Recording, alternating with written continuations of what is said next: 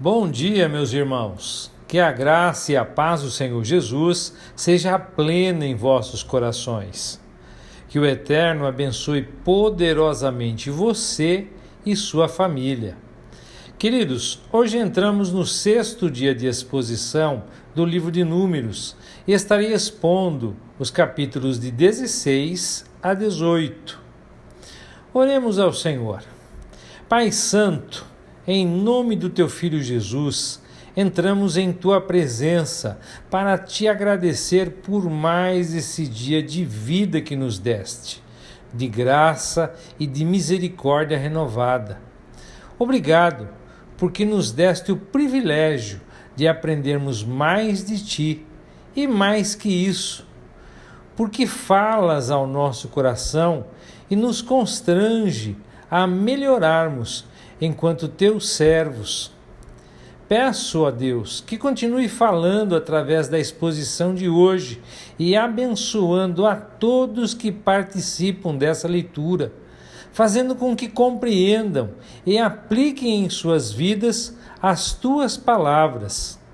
E é isso que eu te peço e já te agradeço, em nome de Jesus.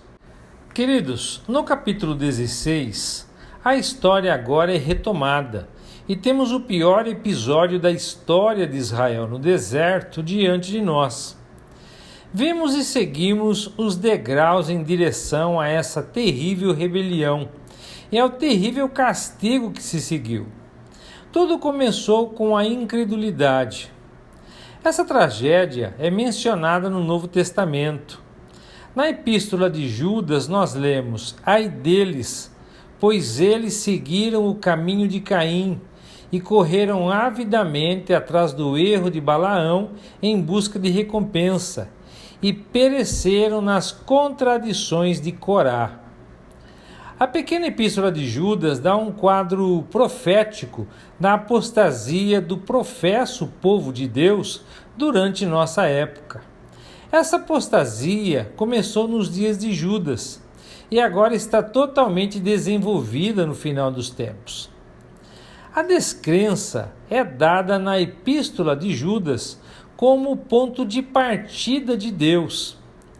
E a descrença de Israel é usada como a imagem da descrença da cristandade. Além de Caim, aquele que rejeitou o sacrifício, Balaão e Corá são mencionados como tipos de apostasia. A consumação da apostasia é a oposição a Cristo, seu bendito trabalho e sua glória. E isso parece ter sido alcançado em nossos dias. A oposição continuará e se tornará mais aberta, mais difundida, até que o julgamento de fogo no dia do Senhor caia sobre os apóstatas. Aqui, o líder da rebelião foi Coré, um coatita. Devemos nos lembrar que os coatitas tinham o serviço mais seleto entre os levitas. Eles carregavam o que havia de melhor sobre os ombros, as coisas sagradas da adoração. Mas, por mais incrível que possa parecer, o afastamento de Deus e a rebelião contra a sua palavra frequentemente começam com aqueles que reivindicam os cargos mais altos e de maior destaque. Ninguém começa uma rebelião, por exemplo, em nossos dias, desejando ser o diácono da igreja, mas sim o apóstolo ou o pastor. E esse é o caso em nossos tempos. O nome Coré ou Corá significa granizo, gelo. Isso não pode indicar uma frieza em seu coração? Mesmo assim, os mestres apóstatas dos últimos dias, meros mercenários como Balaão, são apenas homens naturais, não tendo o Espírito, como diz Judas lá em sua epístola. Suas bocas podem falar palavras grandiosas, mas seus corações nunca experimentaram o amor de Cristo. Eles não o conhecem, ou então nunca o trairiam. Os filhos de Ruben, Datã e Abirão e On além de 250 outros, juntaram-se à revolta.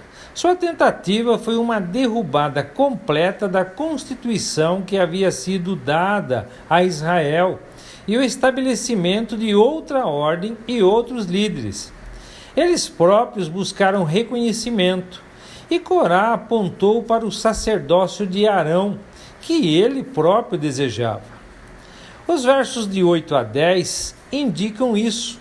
Coré e seus associados, por assim dizer, visavam o sumo sacerdócio designado por Deus. Então Moisés colocou esse assunto sério nas mãos do Senhor, prostrado em oração com o rosto em terra. Moisés e Arão não conseguiram lidar com essa rebelião. Então a glória do Senhor apareceu e o julgamento divino caiu sobre eles. Datã e Abirão, suas esposas, seus filhos e seus pequeninos, além do líder Corá, foram engolidos pela terra e desceram vivos à cova. Os 250 que tinham presunçosamente incensários com incenso, desafiando assim o sacerdócio, foram consumidos pelo fogo. Deve-se notar que os filhos de Corá ou Coré não morreram. Uma leitura cuidadosa dos versos de 27 a 33 revelará esse fato. E o capítulo 26, verso 11, o esclarece sem sombra de dúvida, dizendo: embora os filhos de Corá não tenham morrido, a graça soberana salvou os filhos de Corá do terrível destino do pai. Eles foram salvos da terra tê-los tragado. A ira foi temperada com misericórdia. Quanta graça foi concedida a eles! Podemos testemunhar dessa graça consultando as seguintes passagens, como o primeiro livro de Crônicas, capítulo 26, verso 1, e também o segundo livro de Crônicas, capítulo 31, verso 14. Eles tinham as cidades de refúgio, eram os guardiões das portas do tabernáculo, governavam as câmaras e tesouros da casa do Senhor, os instrumentos do santuário, o vinho, o azeite, etc. estavam sob seu comando. Eles eram homens valentes, fortes, eles eram os guardas reais e, mais do que isso, o Espírito Santo os inspirou a escrever alguns dos mais belos salmos, como por exemplo o Salmo 84, quão amáveis são os teus tabernáculos, ó Senhor dos exércitos. Que significado esse salmo tem quando estudado à luz da história de seu pai Corá, ou Coré? Eles eram fiéis, devotados em seu serviço, porque sabiam que haviam sido salvos pela graça de Deus. E nós temos a mesma libertação e conhecimento. Devemos ser menos fiéis e devotados? É interessante vermos o sacerdócio e o ministério de Eleazar. Como terceiro filho de Arão, e em seu ministério aqui, ele tipifica o sacerdócio de Cristo. Os incensários são mantidos como um memorial e como um aviso. O ministério de Eleazar e Arão, detendo a praga com um incensário de incenso, quando toda a congregação se revoltou, é uma confirmação do sacerdócio divinamente designado e de sua eficácia. A preservação do povo pecador e murmurante dependia exclusivamente do exercício do sacerdócio. Caso contrário, todos morreriam. Bendito seja Deus por aquele que fez expiação e cujo sacerdócio na presença de Deus guarda e protege o seu povo. No capítulo 17, dos versos 1 a 13, embora Deus tivesse mostrado seu profundo descontentamento contra aqueles que desafiaram o sacerdócio de Arão, ele aproveitou a ocasião para ilustrar a verdade a respeito do sacerdócio, a fim de pressionar Israel sobre a seriedade e a bem-aventurança do verdadeiro caráter sacerdotal. Ele instruiu Moisés a ter um representante de cada uma das 12 tribos de Israel, trazendo uma vara com o seu nome nela escrito. O nome de Arão deveria ser escrito na vara da tribo de Levi. Eles deveriam ser colocados no tabernáculo diante do testemunho, ou seja, diante da arca do testemunho, com a promessa de que a vara do homem que Deus escolheu floresceria, silenciando assim as queixas dos filhos de Israel. As hastes ou as varas, portanto, foram colocadas diante do Senhor. E no dia seguinte, Moisés entrou no tabernáculo e descobriu que a vara de Arão havia brotado, produzindo flores e amêndoas. Isso, além de indicar para os israelitas que Arão e a tribo de Levi havia sido escolhida por Deus, aponta ao mesmo tempo não apenas para a promessa da ressurreição, mas como o fruto maduro da ressurreição. A amêndoa, que significa desperto, ou despertar, é o primeiro dos frutos a aparecer na primavera de Israel e é significativo da ressurreição de Cristo, como diz Paulo na carta aos Coríntios, no capítulo 15, verso 23, e Cristo as primícias. Além disso, assim como a amêndoa é o início de uma grande colheita, a ressurreição de Cristo é a promessa da grande ressurreição de seus santos. Pois quando se diz que ele é as primícias, o verso acima imediatamente adiciona, depois, aqueles que são de Cristo em sua vinda. O sumo sacerdócio de Cristo, então, é estabelecido por sua ressurreição. E como sumo sacerdote, ele se identifica com todos os que lhe pertencem e os trará infalivelmente para a mesma glória com a qual Deus o exaltou hoje, porque ele é o primeiro. Mas todos nós também devemos ser abençoados. As provas foram colocadas diante dos olhos de todos os filhos de Israel, e Moisés foi instruído a trazer a vara de Arão de volta ao testemunho, para ser mantida como uma testemunha contra os rebeldes. No capítulo 20, verso 9, é dito que a vara estava diante do Senhor. As pessoas foram seriamente impactadas por este milagre de Deus, mas com medo de possivelmente morrerem, ao invés de uma fé submissa. Eles não morreriam apenas por vir para as proximidades do tabernáculo, mas se quisessem usurpar o lugar do sacerdote, aí então eles poderiam temer. Hoje, todos os crentes são sacerdotes, mas um incrédulo que tenta assumir este lugar está se expondo ao julgamento de Deus. No capítulo 18, nós vamos falar do serviço de sacerdotes e levitas.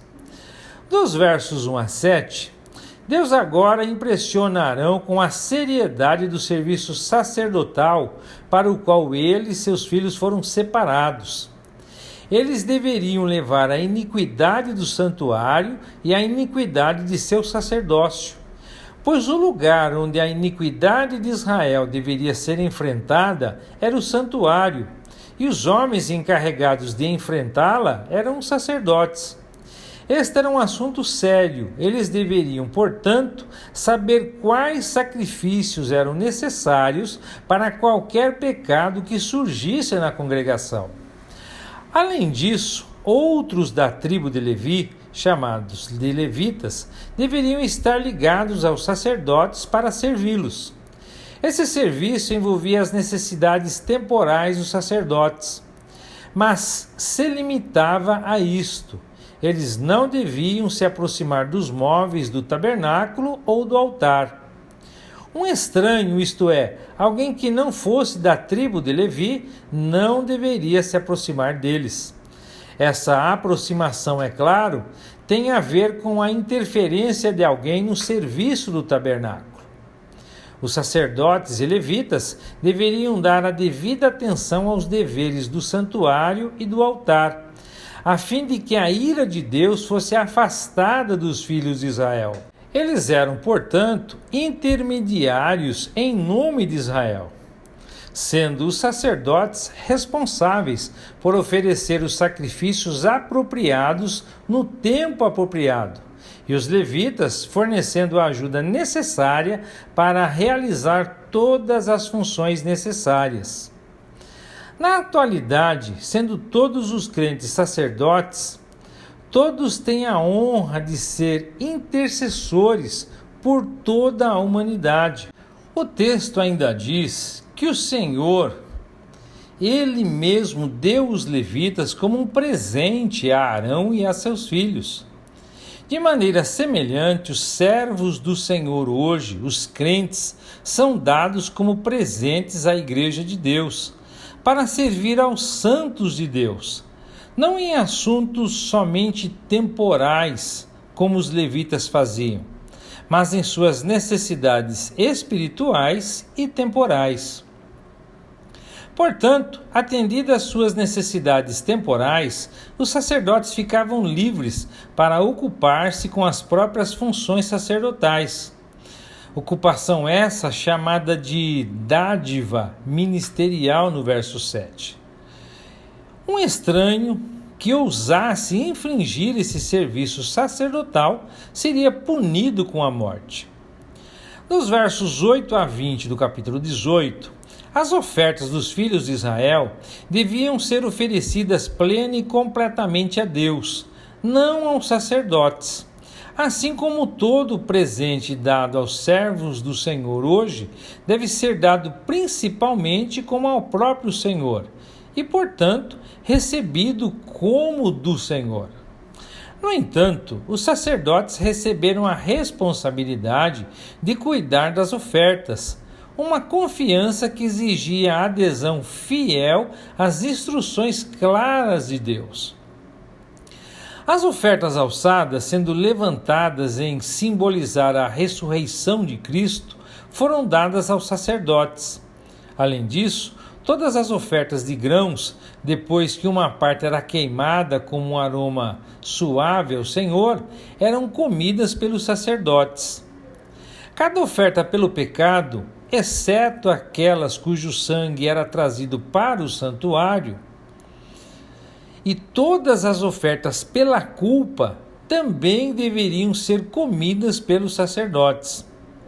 É claro que, em todos os casos, o sangue, a gordura e outras vísceras foram queimadas, pois Deus teve sua parte primeiro.